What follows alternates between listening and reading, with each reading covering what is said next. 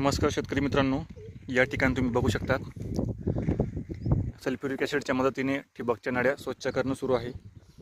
ही सर्वात योग्य पद्धत आहे नळ्या स्वच्छ करण्यासाठी।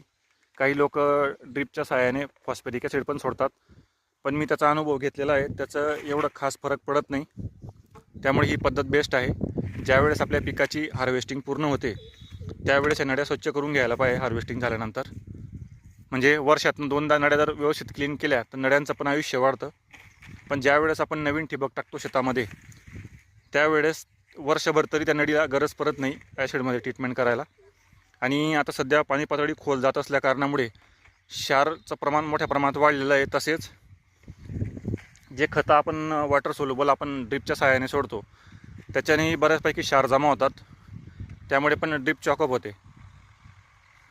तर मित्रांनो, हे काम करत असताना सावधानीपूर्वक करायला पाहिजे। 100% ॲसिडची ट्रीटमेंट द्यायला पाहिजे। बरेच लोक काय करतात 50% पाणी आणि 50% ॲसिड असं प्रमाण ठेवतात, तर असं करायला नाही पाहिजे, कारण की त्याच्याने नळ्या पूर्ण क्लीन होत नाही। पूर्ण कॉन्सन्ट्रेटेड फॉर्ममध्ये असल्यावर पूर्ण ड्रिप जी चॉकअप जो पूर्ण क्लिअर होतो। आणि जो व्यक्ती हे काम करतो त्याला त्याची पूर्ण काळजी घेतली गेली पाहिजे। अशा हातामध्ये ग्लोव्ज असले पाहिजे आणि चष्मा पण असला पाहिजे। आता त्यांना चष्मा घालायला आवडत नाही म्हणून किंवा गरज पडत नाही म्हणून ते नाही म्हणताय, म्हणून असं बघू शकतात। असं हे काम सावधानीपूर्वक करायला पाहिजे। या ठिकाणी बघू शकतात सल्फ्युरिक ॲसिडचा ड्रम आहे। हा साधारण 550 रुपयाला भेटला आणि 50 रुपयाचे ग्लोव्ज, असं 600 रुपये खर्च येतो आपल्याला।